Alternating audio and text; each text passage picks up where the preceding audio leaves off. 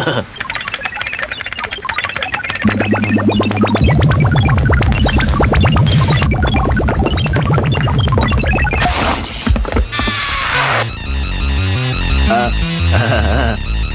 capital of France is Jupiter. 1 + 1 is 37.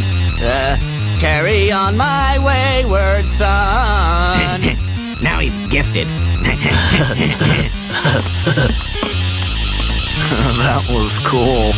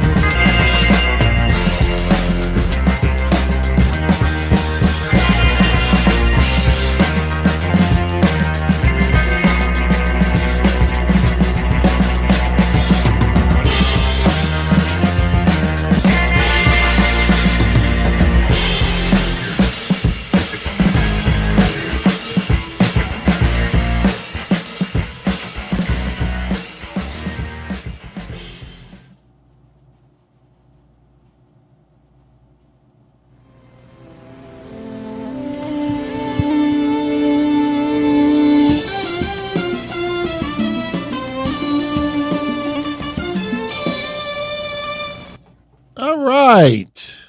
How's it going, everybody? It is Monday night, June 26th, 2023. The final Raw heading into Money in the Bank. I want to welcome everyone for your Raw Post Show. We'll give you the updated lineup for Money in the Bank, some ratings, tidbits, some news, and quick plug. Just a reminder for everyone out there.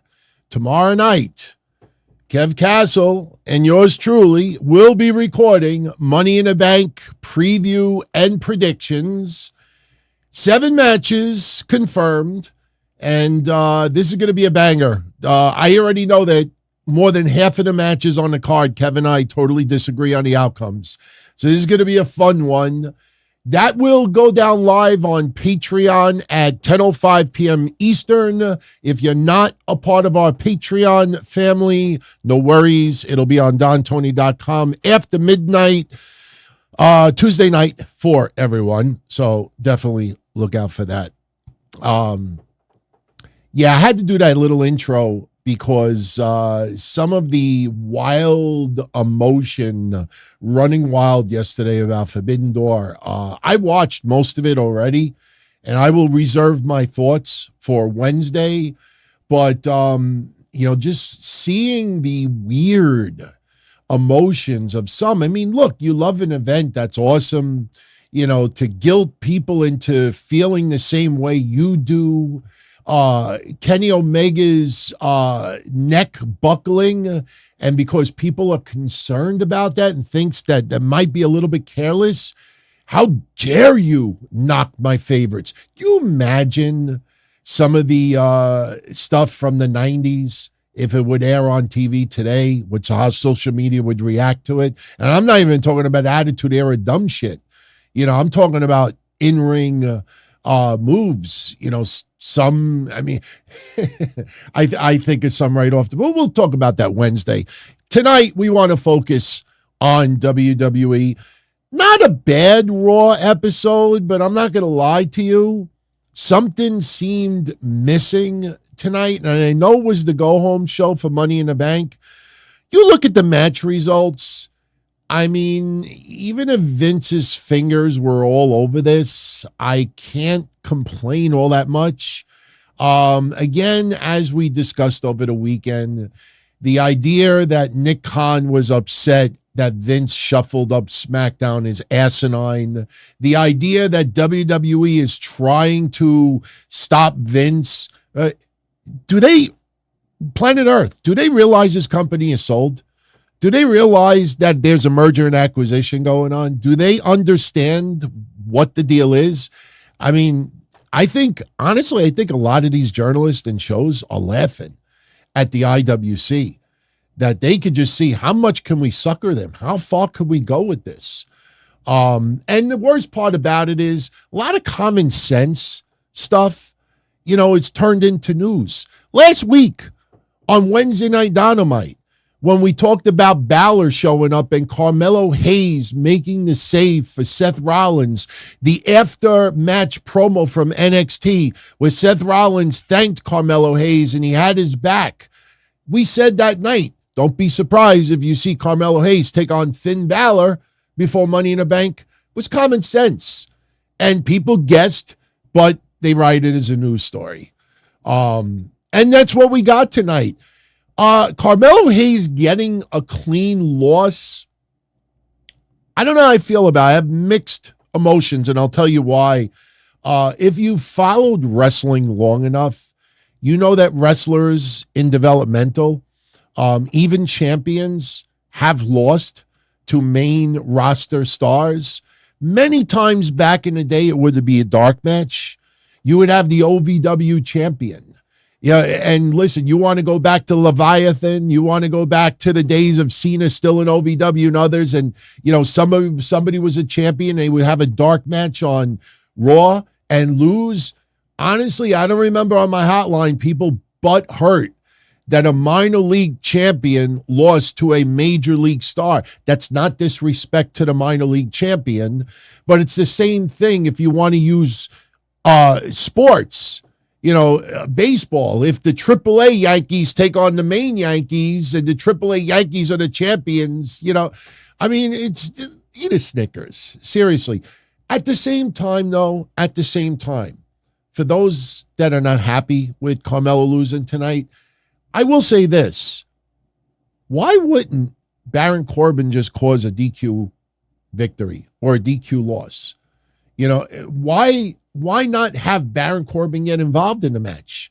Maybe cheap shots Carmelo Hayes, and this leads to Finn Balor. I understand they want Finn Balor to look like he is in the zone. He didn't even come out for the main event for Damian Priest versus Cody Rhodes tonight. Finn Balor is in the zone. That promo that he cut today, beautiful. We know, listen, let me tell you something. We know what the outcome of that match is going to be at Money in the Bank. But for the most part, we all don't care. We are just invested because Balor is so on point right now and Rollins is hitting on all cylinders. You know that they are going to tell an amazing story in that ring. If you want to use the AEW comparison, look last night. You look at Ospreay versus Omega. You look at Okada versus Danielson. Whichever way the outcome would have been in those matches, it didn't really matter. You just got a banger of a match. It's a shame with Danielson. He might have a fractured arm and may be out for a little bit of time. We don't know yet. We'll talk about it Wednesday. But, they could have simply just had Baron Corbin show up. Cheap shot to Carmelo Hayes. He loses anyway. I guess the clean victory just wants to show that Finn Balor is all the way up here and Carmelo Hayes is still over here. So, but not a bad episode of Raw. The lead-in was good, and we'll get into it in a few moments. Just 2 points of news I wanted to share with you for a minute. WWE has 2 premium live events coming up later on this year.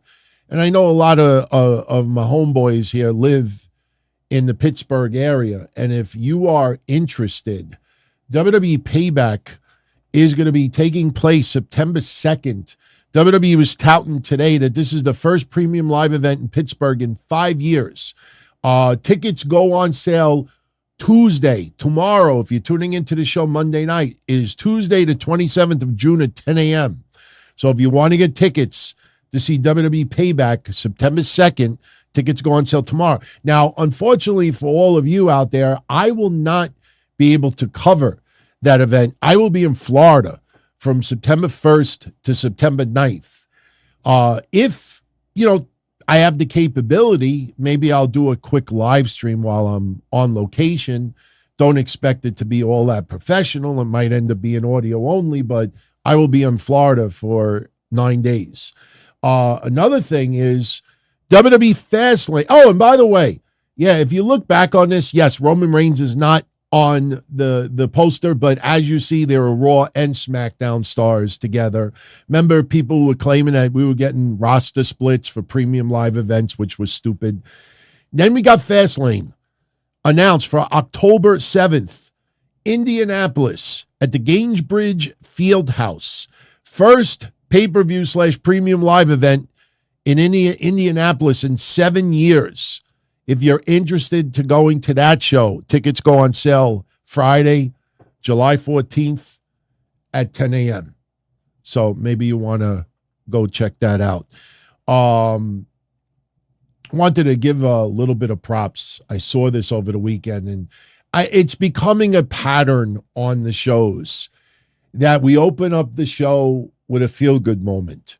You know, we talked about Roosh, being the proud dad of a baby girl. We talked about one of the Iconics, getting pregnant, Billy Kay. We talk about other nice little things going on. I know he pisses off some people, but you know what? I want to give a little bit of props to Eric Bischoff. Eric Bischoff this weekend had his head shaved bald, raised $13,500 for St. Jude's Children's Research Hospital. And that's a pretty cool thing to do. Very, very nice gesture. Definitely deserves a little bit of props for that. I know almost everyone out there is not going to even mention it. And you know what? I'm not trying to put myself in the same position as Eric Bischoff. Didn't raise anywhere near that amount. I think I made him raise $3,000. But if anybody that might want to get a kick out of it, yours truly shaved his head 13 years ago.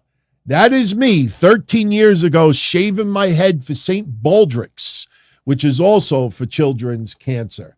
I did it on my birthday, spurred a moment, shaved my head, raised about $3,000, and there's my pooch that unfortunately is no longer with us. But I still think about him all the time. And yeah, we got to take that picture down before I get pissed off, before I start getting a little bit too emotional. Don't forget, big SmackDown this Friday. Kevin Owens and Sami Zayn. It's not happening in Money in the Bank, everyone. It's Money in the Bank weekend. Sami Zayn and Kevin Owens will be defending the undisputed WWE Tag Team Championships against Pretty Deadly. We also got Asuka defending the WWE Women's Championship against Charlotte Flair. Then we have Roman Reigns. He will be in attendance now with Money in the Bank taking place the next day. You know that there's going to be Uso involvement. You know there's going to be Solo Sikoa involvement. So you know that SmackDown's going to close out pretty wild. And just to trigger a lot of people out there, the Grayson Waller effect will have Logan Paul on. So Logan Paul, he is going to diss the shit out of London, England. And that leads into Money in the Bank. I'm shocked that Logan Paul right now is the favorite to win Money in the Bank. I really don't see it. I mean, we've talked about it. And yeah, I can picture him going all across the globe with the belt. It's kind of like what they were doing with the 24/7 title right before that was over. But we'll talk about it Tuesday with Kev. So we'll see what happens. I'll give you one more news tidbit for now that I think you probably get a kick out of. Check this out. Trinity, the former Naomi in WWE, she landed a movie role. And I think a lot of you probably aren't aware about this movie, but she actually, this is, I guess, her promo shot, her headshot for the talent agency that she's a part of. But she landed a spot in the movie that is being filmed right now, not tonight, 11 o'clock at night, but it's being filmed in Kentucky, I believe. Queen of the Ring. Queen of the Ring. It is a movie about Mildred Burke.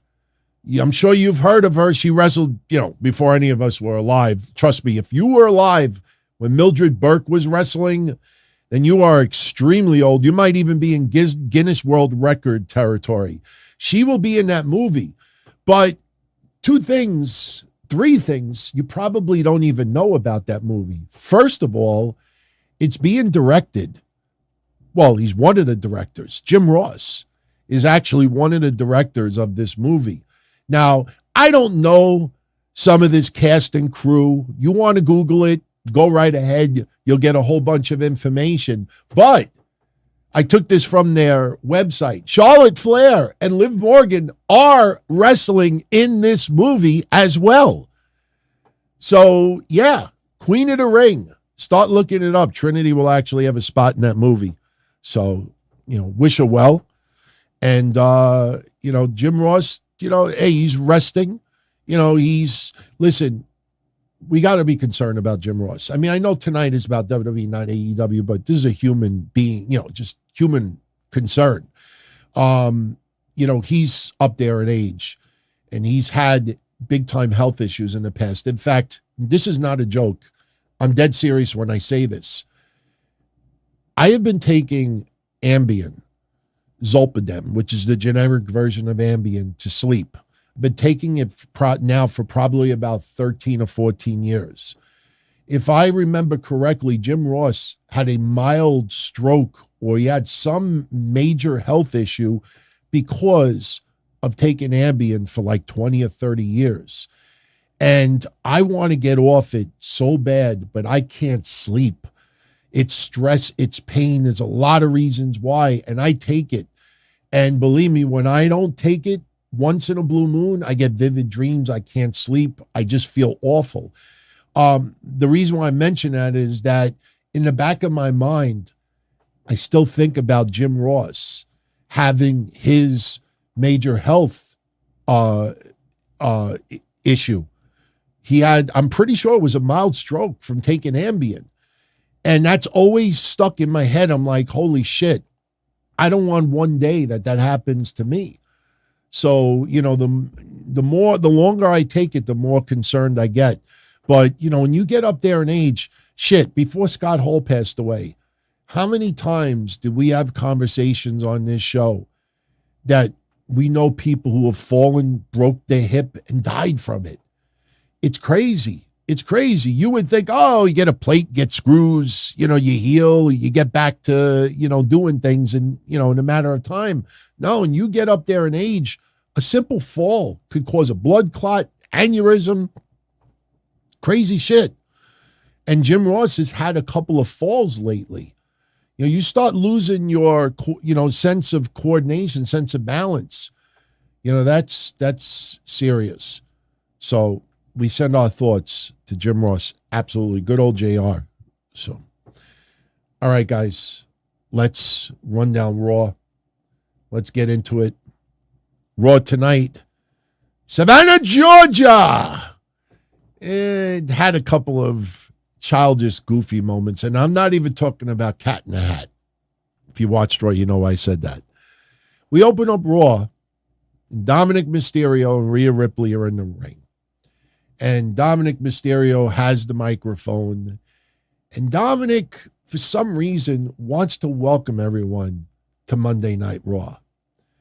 Every time Dominik goes to say something, the crowd interrupts him. So he says, welcome to, and the crowd interrupts him. He waits a little bit, says it again, welcome to, crowd interrupts him again. So Rhea Ripley takes the mic and she says, I got it from here. Rhea Ripley tonight got heat. I mean, she's with Dominik. Obviously, she gets heat, but tonight it was a little bit extra heat. So she gets on the mic. She calls Cody Rhodes a loser and a wannabe. And at Money in the Bank, Dominik Mysterio is going to end Cody Rhodes. And she's getting heat, and Cody Rhodes, his music hits. He comes out, and I thought this was stupid. I thought it was childish, goofy. It's a Vince McMahon thing, Absolutely. And trust me, I'm not getting on that bandwagon like all these other goofs out there. Oh, Vince, rumor has it, Vince rewrote Raw. I don't give a shit. If I enjoyed it, I don't care what he did. I enjoyed SmackDown. Trust me. I didn't want to see Baron Corbin versus Cameron Grimes. I didn't want to see Shotzi versus Bayley. Made no sense in the beginning. Shotzi going up to Adam Pearce. Adam. Bayley's putting up a Money in the Bank spot. You got to book the match. Adam. Really? Well, why would Bayley do that? Io Sky did it. Oh, well, in that case, LA Knight pinned the WWE Hall of Famer on SmackDown. People are complaining. Sheamus and Ridge Holland are probably going to stuff feud with Roman Reigns and Solo Sikoa. People are complaining. Come on. People are just complaining simply because they're complaining. So Cody Rhodes hits the ring, and I thought this was stupid tonight. Cody says, Dom, I think I know what you're trying to do. So Cody says, Savannah, Georgia, welcome to Monday Night Raw. That wasn't stupid. Dominik's reaction to it was stupid. Dominik is yelling to Cody Rhodes, I wanted to say it. That is dumb. Dumb. It just was stupid. So Cody Rhodes is out there, and he's having a little bit of back and forth with Rhea Ripley at first. Rhea Ripley says, Cody, you can try to bully Dom all you want, but Dom is a dangerous man. And then Cody starts referencing the Cat in the Hat. Why? He's referencing a children's book because he thinks Dominik is still a scared little boy. He tells Dominik, go ahead, be who you are, say how you feel, because somebody once said, those who mind don't matter, and those who matter don't mind. And he tells Dom, that was from the Cat in the Hat. And he's basically belittling Dominik Mysterio. He wants to see if Dominik Mysterio is half the man that his father is, or if he's still mommy's little boy. So that was all good. The Dominik reaction to, I wanted to say welcome to Monday Night Raw, was stupid. So Dominik and Rhea Ripley, they walk off, and Cody says, don't run away. Come on. Damian Priest isn't running away. We're facing each other tonight for the first time ever. Dom, I'll even give you a free shot. Come back here. So Dom comes back. We're teased as if Dom is going to get a free shot on Cody. Dominik backs off again. Chicken shit pussy. Beautiful. That was good. You can't have them two. You got to have Dom continue to be the chicken shit, because all hell breaks loose this Saturday. So, as Dominik walks away for a second time, Cody says that you're stepping into a different body of water. And Money in the Bank. We'll see if you're half the man your dad is, or if you're mommy's little boy. It was good. Very good. This, I don't know how I felt about going right into Money in the Bank. I mean, I'm a Ricochet fan, but I really don't understand the point of this. I know to generate a little bit of heat between Ricochet and Nakamura, but I personally think if they were going to have the one-on-one, maybe you do it after Money in the Bank. And I know some people are going to say, well, no, you want to do this now because you want them to be even more foes going into Money in the Bank. But that's not really what happened during this match, because while Nakamura and Ricochet are doing this match, you had Bronson Reed, who looked like he was dressed for a funeral. I mean, somebody, said to me, he looks like the Samoan Gangster Party, or he looks like, to me, he looked like somebody that was dressed for a funeral. But he's at ringside. He gets involved a little bit, ends up getting ejected, but ultimately Ricochet beats Nakamura with the shooting star press. So, I personally think, you're going to keep Bronson Reed in this picture maybe you do it after Money in the Bank. I don't know the purpose of this match tonight. If anything, we've had Nakamura now lose 2 out of the last 3 matches. Remember Nakamura beating Cross and going into Raw? And remember people like, oh, they're going to really seriously. Remember Nakamura's video package leading into his match with Cross? Do you remember the kickboxing, whatever he was doing? We watched that video package like, holy shit, they waited all these years to really make it look like Nakamura would take it more seriously, that he's going to be a threat. Maybe we get a really good feud with Nakamura versus Seth Rollins almost right off the bat. And within one match, come on! For some reason, I think people probably think I did a better impersonation of Ralph Cramden than Nakamura. Am I wrong? I felt like Ralph Cramden just out. Nothing. How would you like? No, we can't say that. Eddie Murphy Raw, by the way. Raw. Welcome to Eddie Murphy Raw. I still have the VHS of that, by the way. All right. Matt Riddle issues a challenge to Gunther for Money in the Bank. Apparently, Matt Riddle's ankle feels a hell of a lot better this week. So Matt Riddle issues the challenge, and here comes Ludwig Kaiser. He shows up. He gets into Matt Riddle's face. Little brawl ensues, and here comes Gunther. And Gunther looks at Matt Riddle and says, challenge accepted. And what does Gunther do? What we usually see happen with Matt Riddle, he gets his ankle stomped once again. Gets his leg stomped. Riddle is laid out. Hey, it's smart. Because if I'm fighting someone and they got bare feet, I'm going to step on their fucking toes.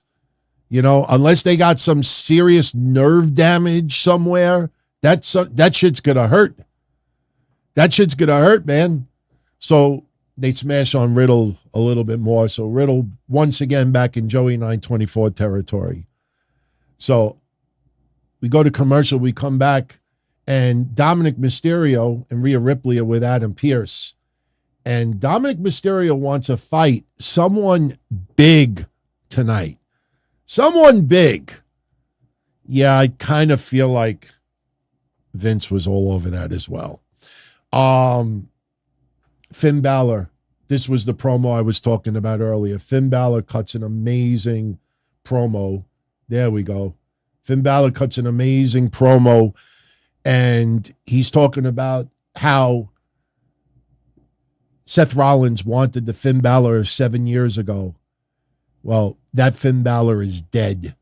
The current Finn Balor is much worse. He then goes on to recap what happened 7 years ago, and he says that with all of the injuries that he had, he still beat Seth Rollins. And Seth Rollins laughed at him. Laughed at him, which he will never forget. And he said that Seth Rollins made him bitter, and that has never left him. And what Rollins has now, the fans, the goofy outfits, the champion, it doesn't matter. What matters is vengeance and winning the World Heavyweight Championship. Finn Balor is on all cylinders right now. Cylinders, excuse me. I mean, don't get me wrong. I loved the demon gimmick. But honestly, every time somebody says right now, oh, we need Demon Balor, I think people forgot about the feud that Seth Rollins had with Finn Balor as the Demon. Because we used to joke, take a shot every time Seth Rollins would say Demon King, Demon King, Demon King. You remember that? It was not good. And WWE wants us to remember only the night that Finn Balor faced Seth Rollins when Finn Balor got injured. We're supposed to forget about the Authority. We're supposed to forget about the Demon King. We're supposed to forget about a lot of the other things that were going on. Trust me, You do a Google image search. Here's a good thing. If you do a Google image search, Seth Rollins, Finn Balor right now, I was looking for some good photos, to prepare for some stuff for the recap. And I saw all of the moments over the years, and I was quickly reminded, like, holy shit, they actually brawled and feuded a lot more than I remember. And then I'm looking at it and I'm like, oh God, yeah, I remember it now. The Demon King. Like Seth would say it so many times, it just sounded unnatural. It was not very good. But Finn Balor tonight, beautiful promo. Everything that he's doing right now is spot on. And I'm really, really looking forward to seeing where this goes. Yes, again, we know the outcome, but maybe you don't have a one and done. This might be something that you can extend this for a little bit longer. Why not?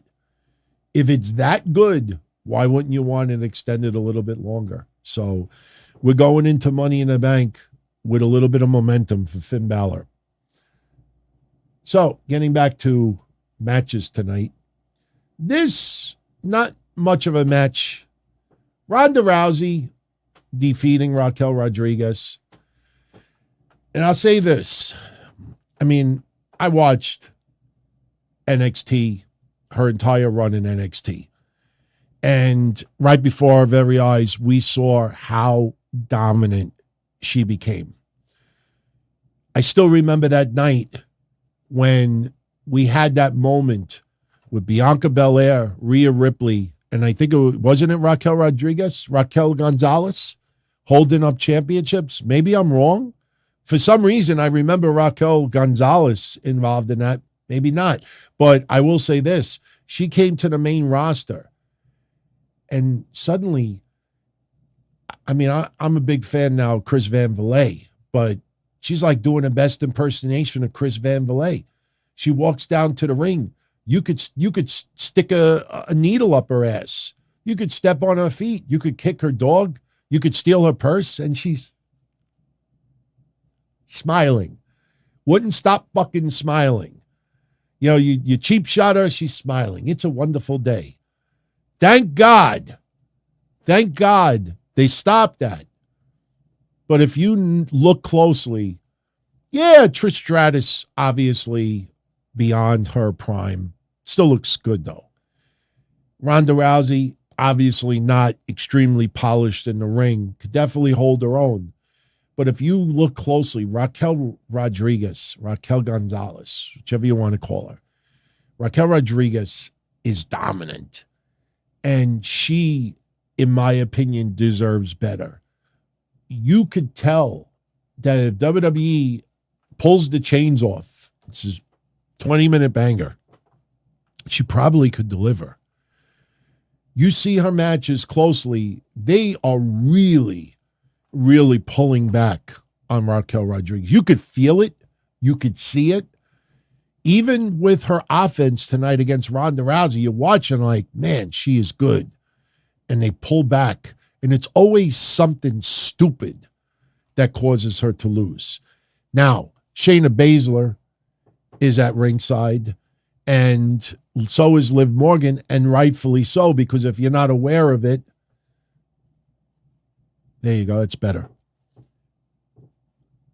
Shayna Baszler and Ronda Rousey will be defending the undisputed WWE Tag Team Championships. And I still think that they're going to give them new titles, especially with NXT pretty much being done with the women's tag team titles. They're going to be defending against Liv Morgan and Raquel Rodriguez at Money in the Bank.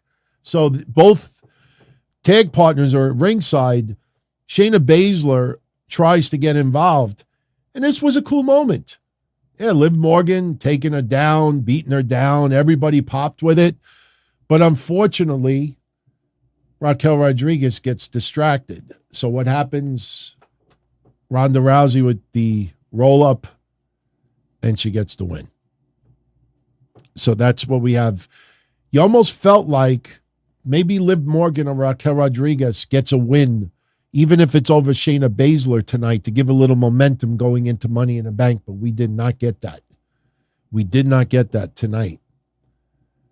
So next we have Seth Rollins. He comes to the ring, and Carmelo Hayes is sitting at ringside.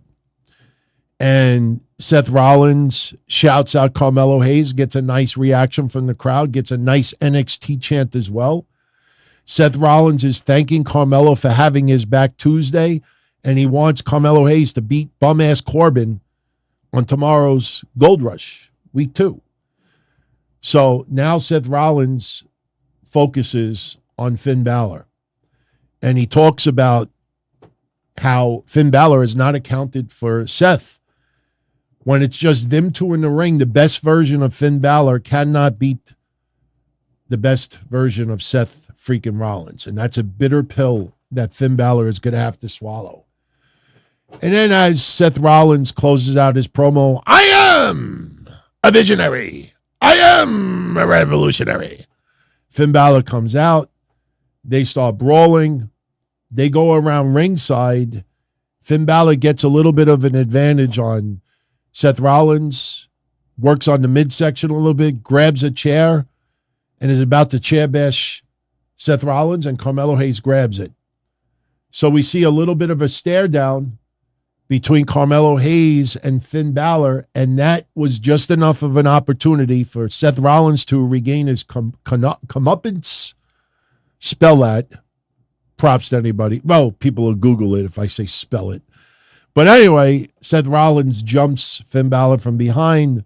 Finn Balor storms off.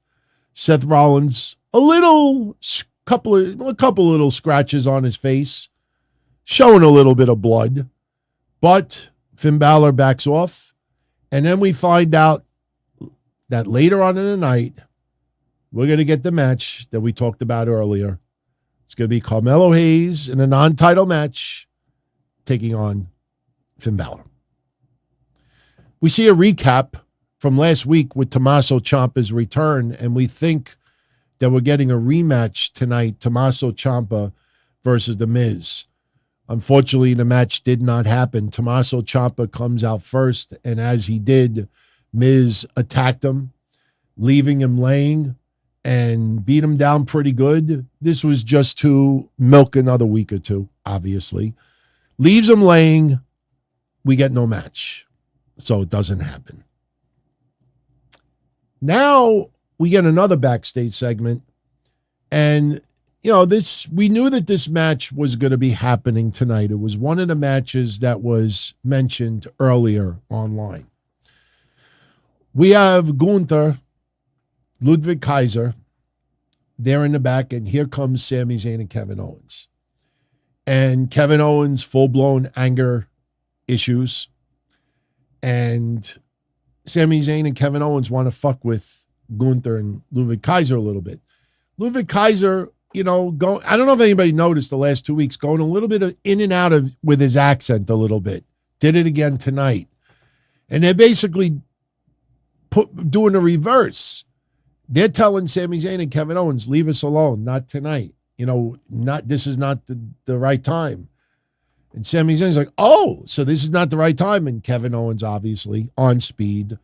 He's just a mile a minute, complaining to them, talking about what happened with Riddle earlier.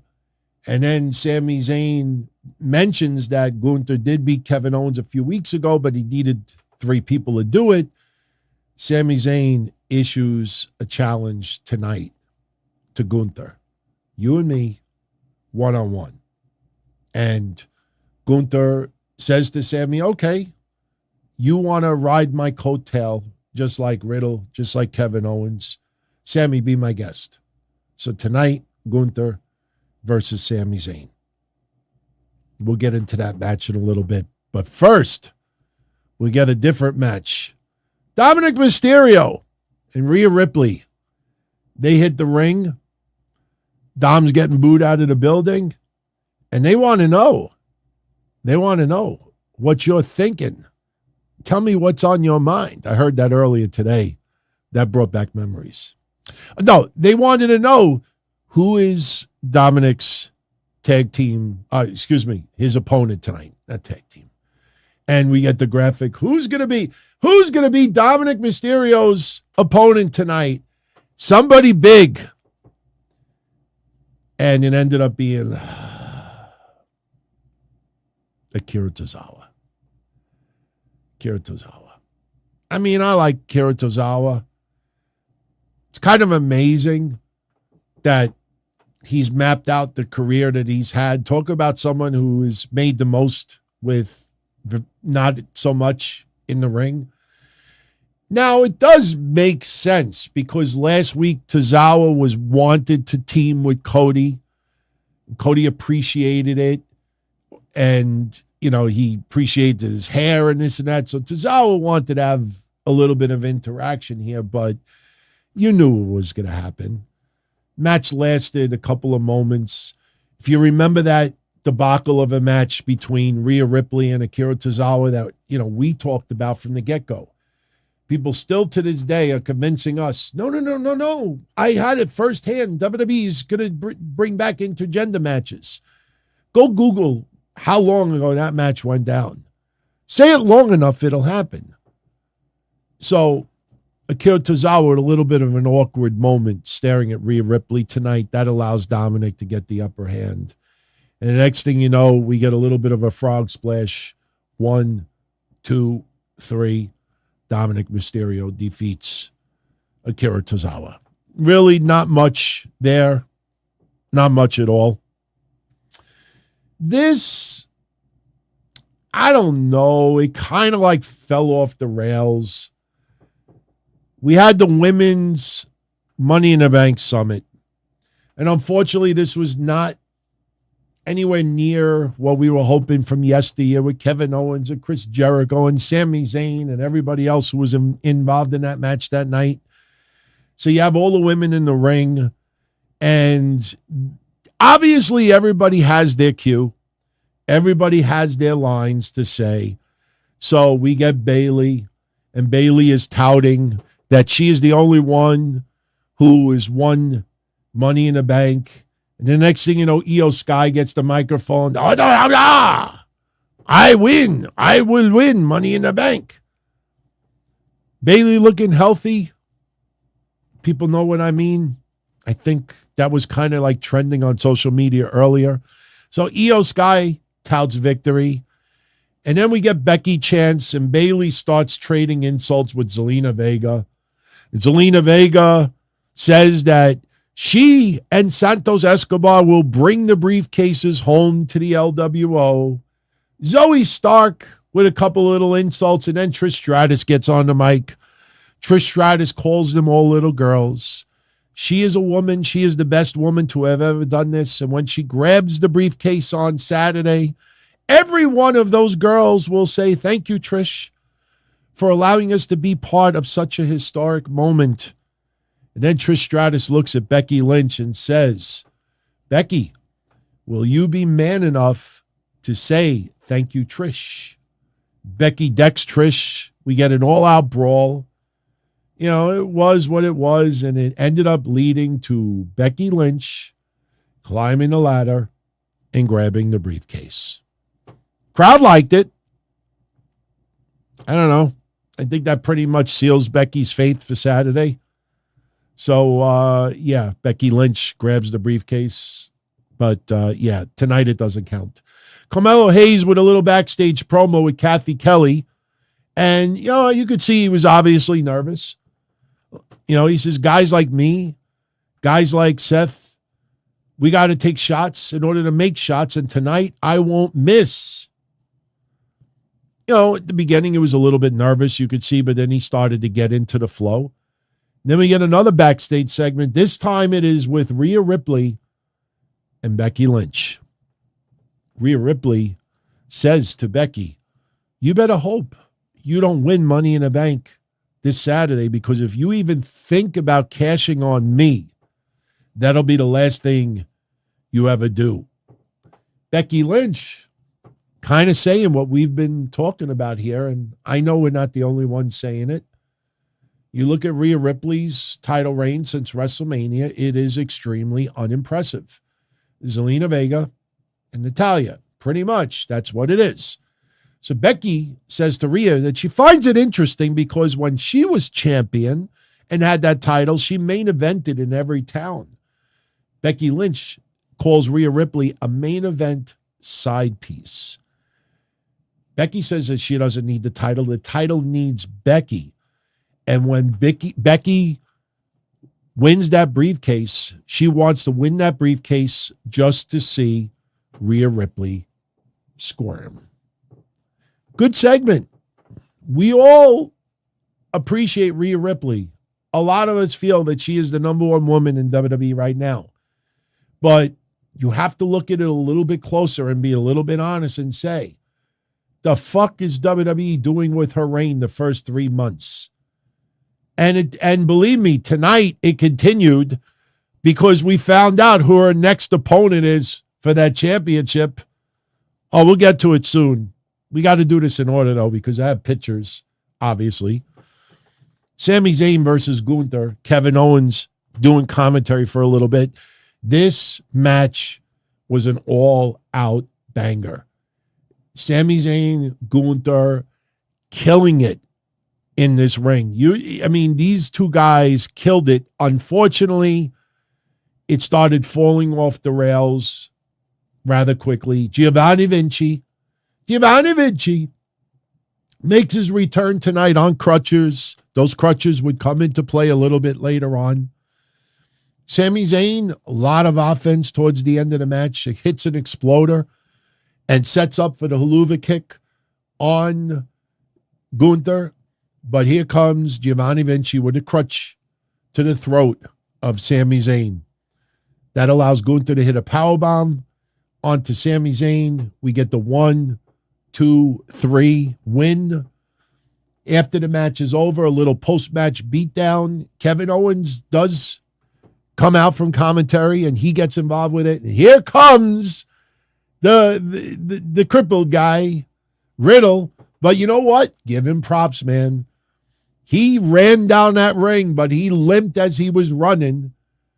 Believe me, when my ankle was swollen, actually, let me say it like this. Any of you out there ever twist an ankle and went on the beach anyway, and you're just like running through the sand, like trying to find like a cool area to put your feet, and you're just like limping and running at the same time? You ever see a dog that has like a cramp in their leg and they're running and limping at the same time? Trust me, I have injured my ankle so many times over the years, and I still ran after the ice cream truck. So Riddle is running down the ring to the ringside, limping as well, and he's doing it right. He's limping the right way, not like Dana Brooke, with all due respect.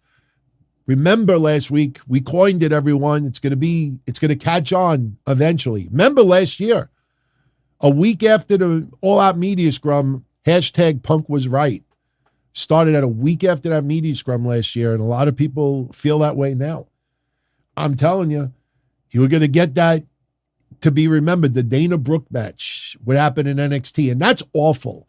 That is awful that we are almost 1 week since that match, and people in wrestling, some who have satellite TV shows, are still trashing the NXT fans and are leaving out the most important moment about what happened to Dana Brooke, which is allowing social media to still say, wow, that is so awful. Dana Brooke could have legitimately blew out her leg, and fans are chanting, nah, nah, nah, nah. Those fans in attendance knew that it was storyline because the referee never called for the bell. When they put her on I know I'm a broken record, but when they put her on the stretcher and put the brace on and the second brace on and the trainers are there and Cora Jade is taunting Dana Brooke, the referee still never called the match. Everybody who was live in NXT knew that this was storyline, and that has been told to people that you all respect and I respect also, but obviously ratings and controversy sells more, and they are ignoring it intentionally. And I'm saying it on this show because not everybody tunes into every show I do, so I wanted to make sure I make that comment on every show, because 1 week has gone by, and none of those people have come forward and said, you know what, guys, most of those fans, a lot of them have said that, they all believed that it was storyline because the referee never called for the bell. That's very fucking important, because otherwise it sounds like everybody's vicious to Dana Brooke. But tonight, Matt Riddle did it right. Matt Riddle limps down to the ring and he gets involved. He hits the high knee, the right knee to Giovanni Vinci, grabs the crutch, smashes Vinci with the crutch, enters the ring, starts smashing Gunther with the crutch. Gunther gets out of dodge. Kevin Owens hits a stunner on Ludwig Kaiser, which is almost turning into Nia Jax putting Lana through a table. Almost every other week, Kevin Owens has hit a stunner on Ludwig Kaiser. And Imperium gets out of dodge, and the good guys are standing tall in the ring. Would you like to know who Rhea Ripley's next opponent will be for the Women's Championship? This young lady cut a promo tonight. She still has doubts, but she wants another match. She wants another match. So next week on Raw, we get Natalya versus Rhea Ripley once again. This is not Rocky Balboa. Hey, yo, Mick, cut me, Mick. Cut me, Mick. Stay down. Stay down, Rock. No. If they're trying to play Rocky Balboa that Natalya keeps getting up, you know what? Instead of Mickey going, stay down, Rock, I'd be like, Apollo, kill him.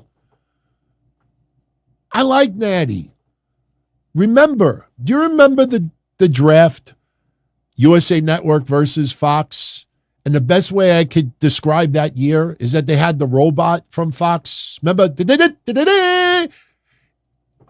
We joked, but I said I think Natty was the best draft pick, I think, for Raw. I think she went to Raw. Yeah, she did go to Raw because I said, Fox was happy because Natty got drafted to Raw. But Natty ended up, that year I thought Natty was the most important draft pick for Raw because she is really, really good with helping the women stars of tomorrow. She is best suited now as a trainer. Got to be honest with you. Seeing her get WrestleMania matches and Saudi matches, she holds the Guinness record of the most matches in WWE. That's awesome. But at this point, if she's going to be on TV still, which I'm fine with, she's got to, this is just a waste of time. And I'm sorry for saying it like that. The only reason why it's not a waste of time is because we're not getting 2 commercial breaks with Rhea Ripley and Natalya. Rhea Ripley is squashing her like a grape. That's the only consolation why I could accept this. But we are 3 months almost since Rhea Ripley won that championship.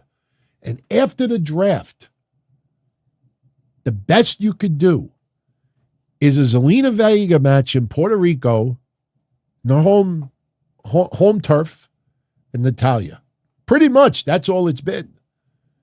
That's my problem with it. So if Rhea Ripley is going to be this vicious, cold, dominant person, just doing it to Rhea Ripley isn't going to cut it. And if we're going to use Rocky references again, remember Rocky 3 with Mr. T? Remember the video montage when Mr. T is beating the fuck out of every boxer and Rocky Balboa is like in the gym dancing, I can't remember the song. His goofy brother sung it. But my point is, imagine if the whole video montage, the video package of Mr. T killing people is the same person every time. He's fighting Nat. Instead of Nat, he's fighting Nathaniel. Mr. P. This motherfucker keeps coming back. Finish her. This is like a Mortal Kombat video game. Rhea Ripley. Finish her. Finish her. Enough of this. I know Rhea Ripley, Natty's past the prime. She doesn't know if she could do it anymore. This is all storyline, everyone. Let me make this clear. This is all storyline. When you do that on social media, people think it's cold. How could you say that? It's Natty's birthday. It's Saudi Arabia. She traveled 18,000 miles to lose in 30 seconds. It's a fucking job. She knew what she was doing. This is a job. Eat a Snickers. But at this point now, we're 3 months. And what's Rhea Ripley doing? If she was been injured and she really can't do much, she can't leave her feet, okay, fine. If you don't want to leave her feet because you want her to be that dominant, unless she's facing like a Becky or a Raquel or a Charlotte or something, that's fine. But this is 3 months gone by. This is kind of like what they were doing with Brock Lesnar. And the only reason why I don't even bring up Roman Reigns is because Roman Reigns has fucking killed it for the last couple of years. So pulling back a little bit right now and letting other people, get a little bit of shine is fine with me. Yes, fatality. This is my fatality. There you go. There's the little Mortal Kombat interaction. This is my fatality. And you have Natty laying on the floor. Video game blood.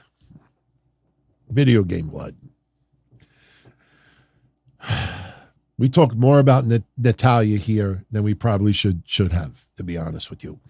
Carmelo Hayes, 5-minute match, if that, with Finn Balor. I will say this. Carmelo Hayes, smooth as silk. Guy, sorry for the instant replay, but the guy really showed that he is going to be a future star. I know some people tonight, he looked like he belonged. No, because there's no room for him. Because you look at others, you look at Bobby Lashley, you look at other individuals, there's a lot of people that are not getting pushed right now. You could put Carmelo Hayes out there. What do you think he's going to do? Where do you think he's going to go? He has a feud with his friend Seth Rollins. How long does that last? 2-3 weeks? And then what do? You have him fight Johnny Gargano? He could take on JD McDonough on main event. So you got to look at the bigger picture. Right now, Carmelo Hayes, best kept in NXT. Put on a great performance tonight. In the end, though, you had Finn Balor get the win. Finn Balor with the missile drop kick, followed by the coup de grace. He gets the clean victory over Carmelo Hayes.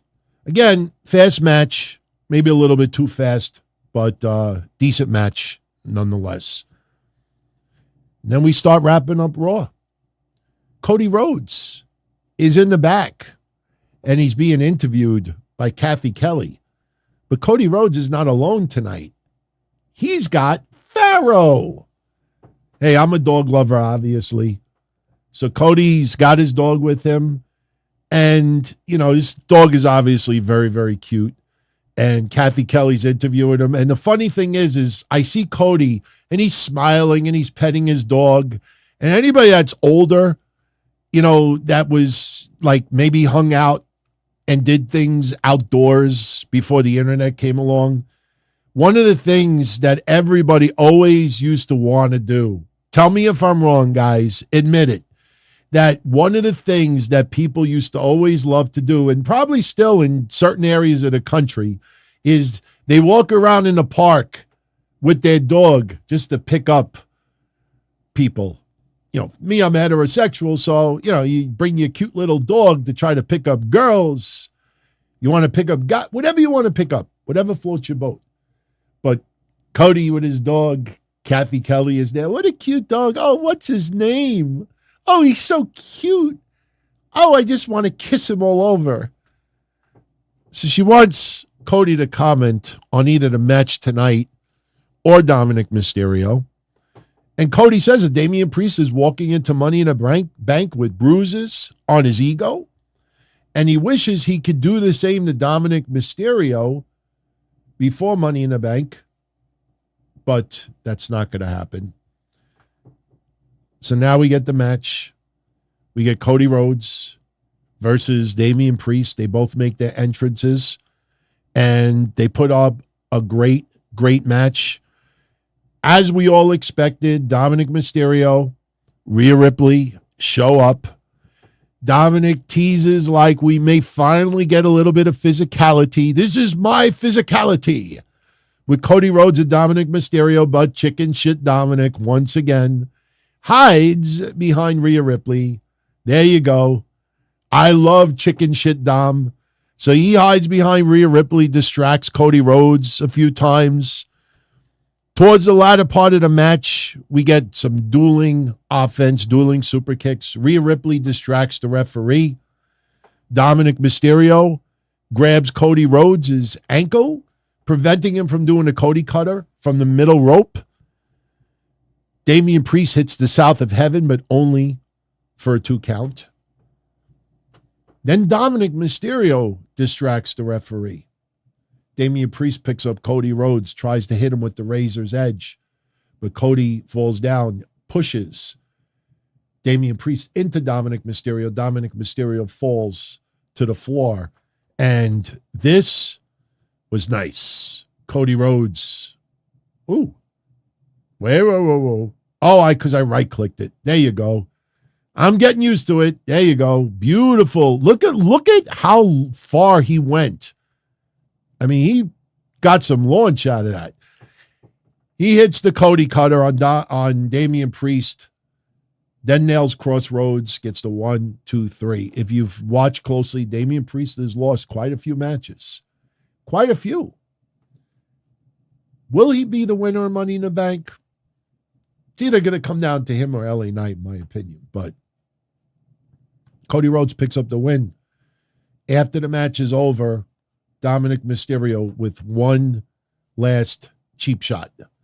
One final cheap shot to Cody Rhodes before he exited. But in the end, Cody Rhodes picks up the victory. And we go off the air with Cody Rhodes on top.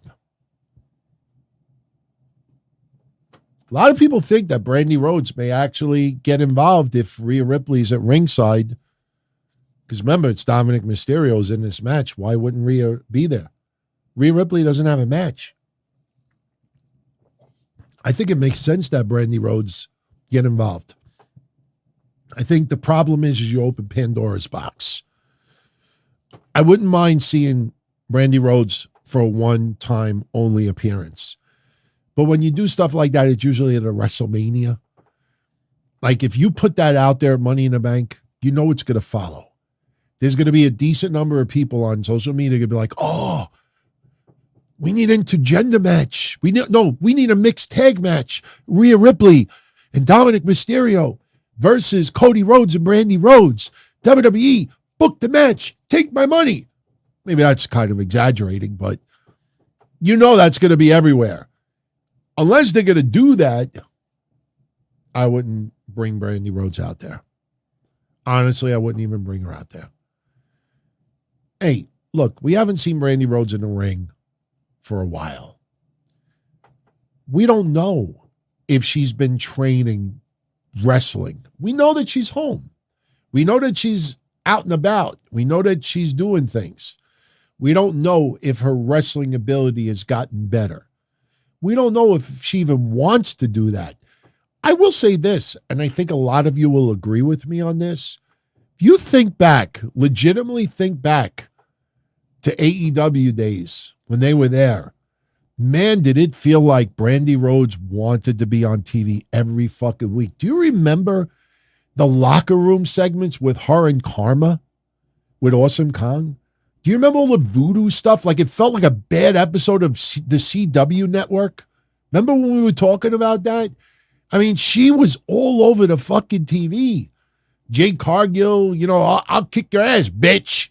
Like, how do you go from that extreme to being fine with not being on TV at all? I mean, what did WWE tell Cody Rhodes? Hey, here's an extra $1 million. Tell your wife to stay home. I don't believe that's happened. I just can't believe that Brandy Rhodes doesn't have the bug to go out there and do it. I'm a little surprised, to be honest with you. Do I want to see it? No. If she got better, that's fine. By the way, I had to show you something because we're almost done, but I had to show you something. I've talked about this 2 weeks in a row. Cody Rhodes is killing it making merchandise money with WWE and autographs, collectibles. It is insane how much money Cody Rhodes is making. I don't have dollar figures. I don't have that kind of access. But what I've talked about is, and we talked about over the weekend as well, every town that Cody Rhodes appears in with WWE, they have custom shirts. They have custom items that and today, this is Cody Rhodes preparing for Savannah, Georgia. This is today. He is just signing. Look at all the belts in the corner. Those belts, think of how much those belts are. I honestly think, and I'm not just saying this, I honestly think that when Cody inked his deal with WWE, that some of this merchandise that he gets a bigger portion of, that he is just it can't be that WWE's banging out this much merchandise for only one person, because honestly, I know they do it for Roman, but if you, let's be honest. Do you think Roman Reigns is sitting back in the dressing room and signing all those photos? I mean, we've seen a few wrestlers do it, but if I'm wrestlers on the WWE roster, I'd be kind of jealous or a little bit annoyed that every show Cody is signing like 500 things, and the best you could do is get an autographed card on eBay. So it is really, really lopsided right now. Right now, freaking Cody Rhodes is killing it in merchandise money. It's amazing how much money this guy is making. Seriously, you look at it every week, and Cody posts it on social media. I mean, we could show video every week of Cody signing hundreds of things for upcoming shows, and fans are buying it. Fans are paying the money.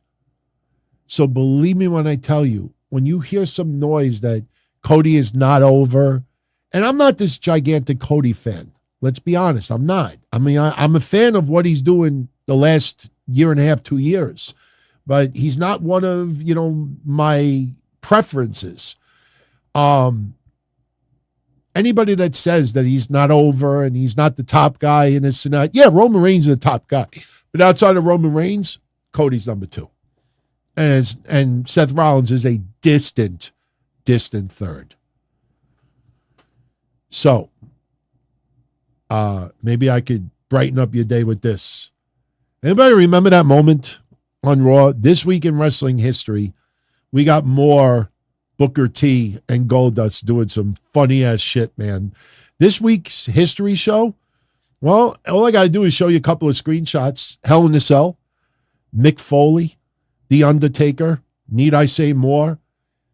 This week in wrestling history, WCW fired Ric Flair.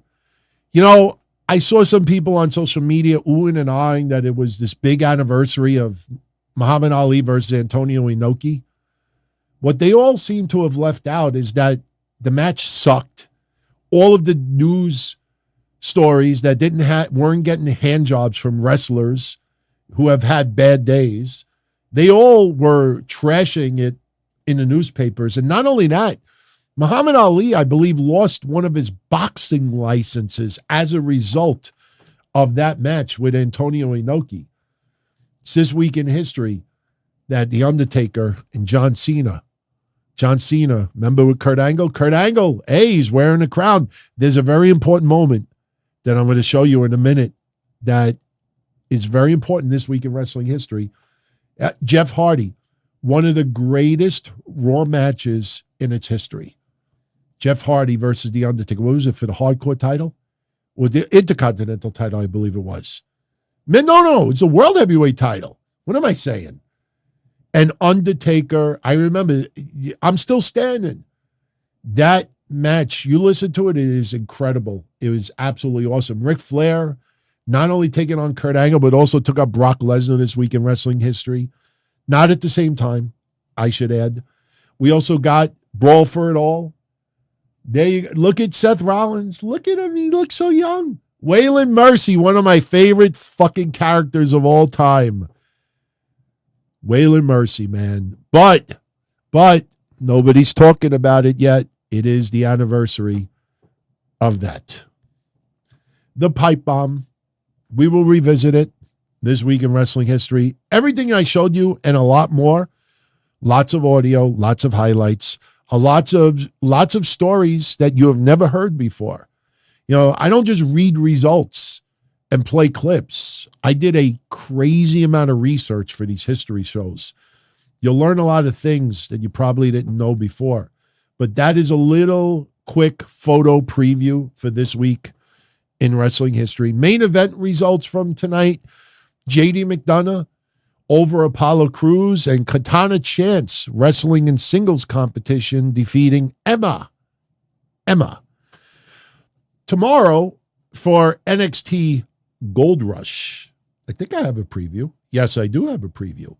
We're going to have Carmelo Hayes defending the NXT Championship against Baron Corbin. We also have Tiffany Stratton defending the NXT Women's Championship against Thea Hale.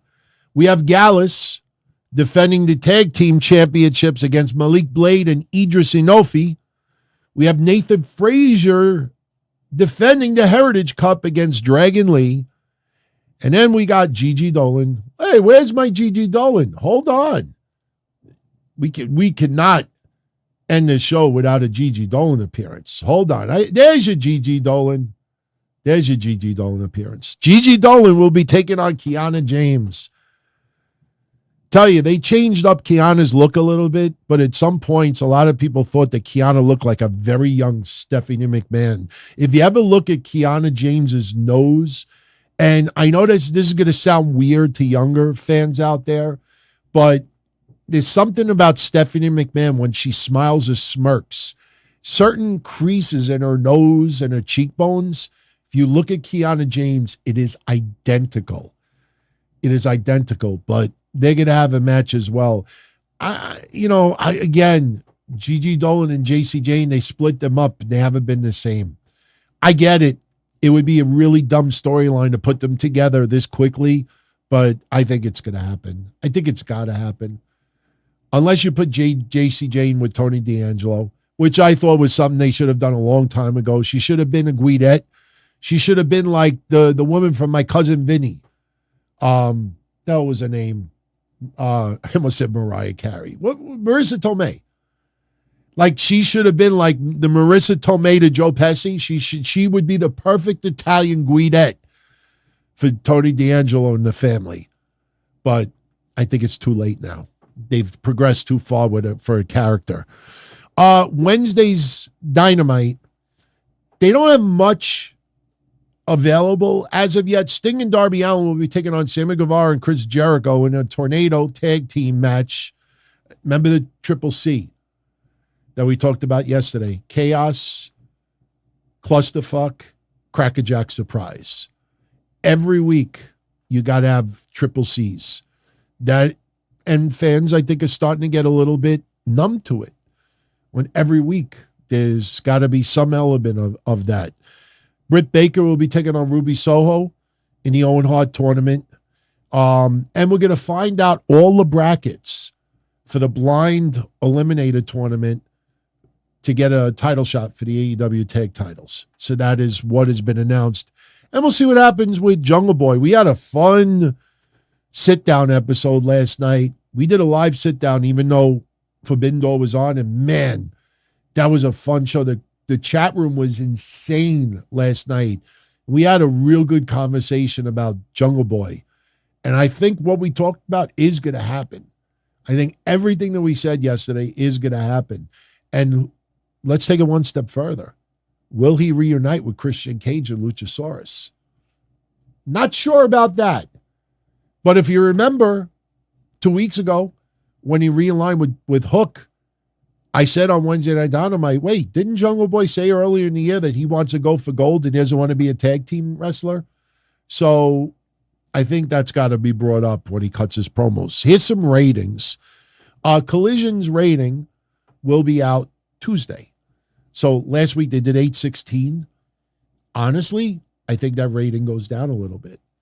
Not that this week, I think this week's Collision was better than the week before, but I honestly think that it's going to go down a little bit. SmackDown this past Friday did 2,354,000 Slightly down from the week prior is $2,430,000, but keep in mind the week prior, Jey Uso kicked Roman Reigns, and the rest is history. Rampage this past Friday did $391,000. That is down from $423,000. Impact Wrestling this past Thursday, they're starting to get stuck in the mud again. $101,000, and not only that, for those that care about demos, I don't talk about demos here unless it's something that really deserves to be mentioned. Remember WWE recently, I think on SmackDown, like part of their night, their demo for 18 to 49 was like a .70. It might have even been higher than that. Think of this. Impact Wrestling this past Thursday, that 18 to 49 demo was a 0.1. Almost 70 times less than WWE. A .1. You can't get any lower. There were 10, 15 years ago, 15, 20 years ago, AAA, and that's because it was on a Spanish station. And not many people who, unless you were Spanish or into Mexican wrestling, they would get 0.00 in demos. They would get like less than 1,000 people tuning in. It's crazy that Impact is scoring that low. New Japan this week did 61,000, slightly up from the week prior is 57,000. Last week's Dynamite did 902, up from the week prior is 832. NXT last week, I got to share this with you. Let me pull it up. NXT last week did 773,000 viewers, up from the week prior is 581. Yes, Seth Rollins was going to defend the WWE World Championship against Braun Breaker. But that final quarter hour with Seth Rollins versus Braun Breaker, that quarter hour for NXT did 950,000 viewers. Very, very strong. Seth Rollins brought in the numbers for NXT. And in comparison, SmackDown this past Friday, remember, everything that, I want to tell you this one. The night that Jey Uso kicked Roman Reigns, told his brother Jimmy, "You're out, and I'm out too." Then he kicked Roman Reigns. I had to bring this up because I got it. That final quarter hour, they had almost a 500,000 viewership increase just for that quarter hour. It almost did 2.8 million viewers. And I want to share one more. And this is not to rag on AEW Dynamite, but it's definitely something that we should mention. I already talked about last week how the concession brawl with Jeff Jarrett and Mark Briscoe was the highest rated segment of the show, which is kind of disturbing because, again, it falls into the triple C's, crackerjack, clusterfuck, chaos. That should not be your high points of your shows. I wanted to share you this. Last week, we had Orange Cassidy and Shibata versus Zack Sabre Jr. and Daniel Garcia. A lot of people thought that match was awesome. Do you know almost 150,000 fans turned off AEW during that match? It was the biggest drop of the entire night. Just for that match, they dropped. And for anybody that's going to say to me, well, there were other things that went, no, the match actually started in the previous quarter.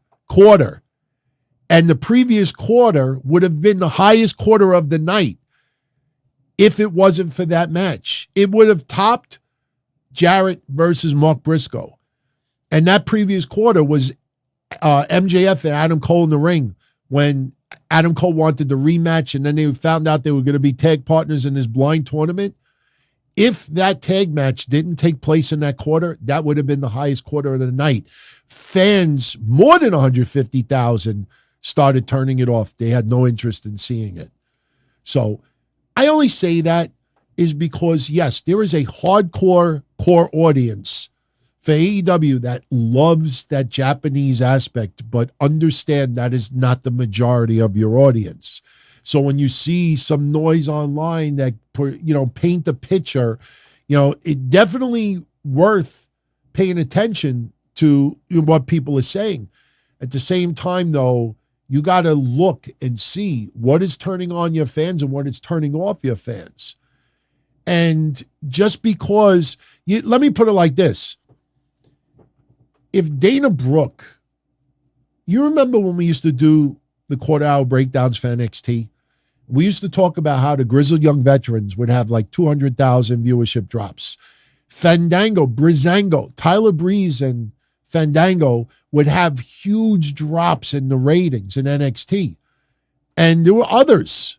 And ultimately, they all got dropped. Grizzled young veterans were repackaged, obviously. My point is this. If you have a wrestler have a 200,000-300,000 viewership drop, that means you have hundreds of thousands of people that are just saying, you know what, I want to watch something else. I want to do something else. It's not even, let me go make a snack and you leave the TV on. That's different. You want to go make popcorn, a Hot Pocket, take a shit, go check the mail, check your voicemail, go on the internet, check email, and it's still playing in the background. That doesn't hurt the rating. You have hundreds of thousands of people that are turning off the show. You can't turn around and say, well, even though Dana Brooke lost 250,000 viewers, 350,000 was still watching. What does that mean? There's always going to be people watching, but when you see that big decline, that's got to be of concern. So, okay. I think we're out of here. You know what? Let me give you the updated lineup for Money in the Bank, in case anybody is not completely aware of the full card right now.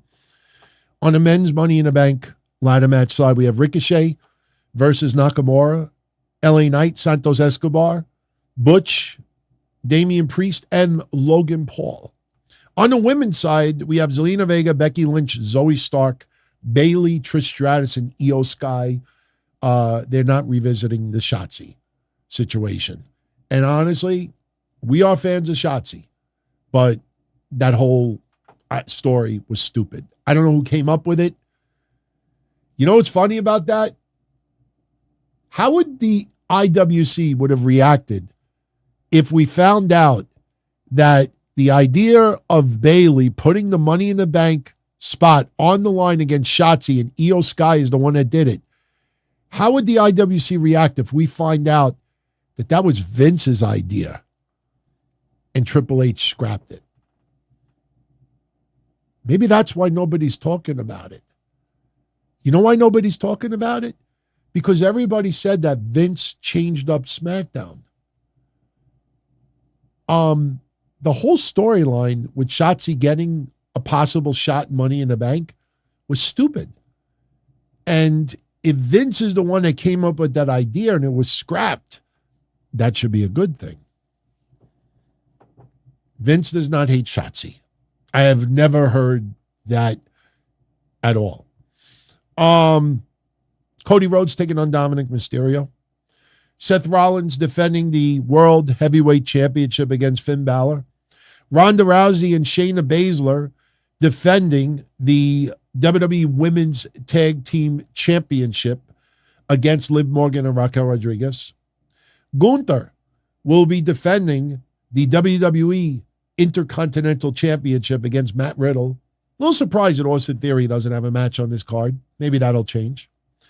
And the Bloodline, Roman Reigns and Solo Sikoa, will be taking on the Usos, what they are calling the Bloodline Civil War. So that is what we got for Money in the Bank.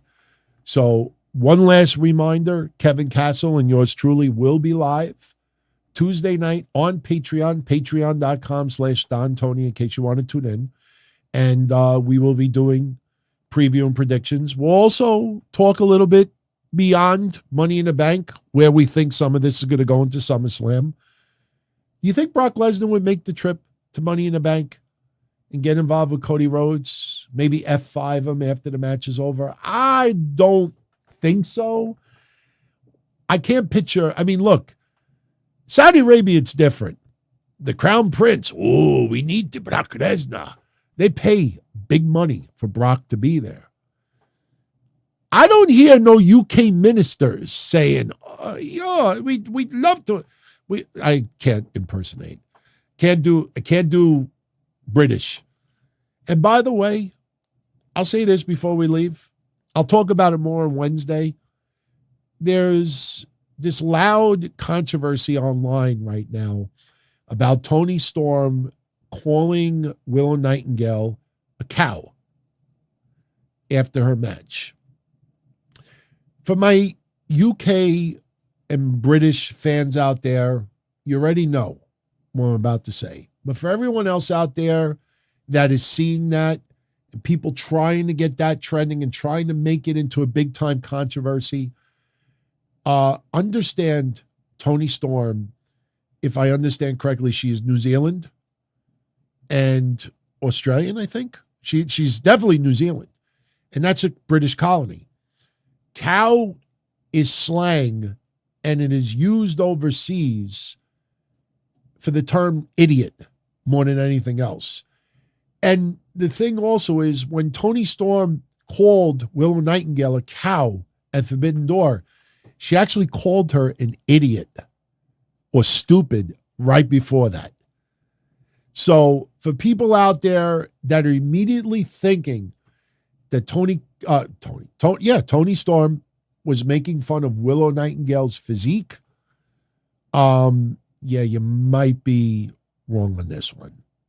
So go look it up. And you know what's sad about it? There are a couple of people on social media, we won't mention any names, but you will be able to figure out who they are very quickly.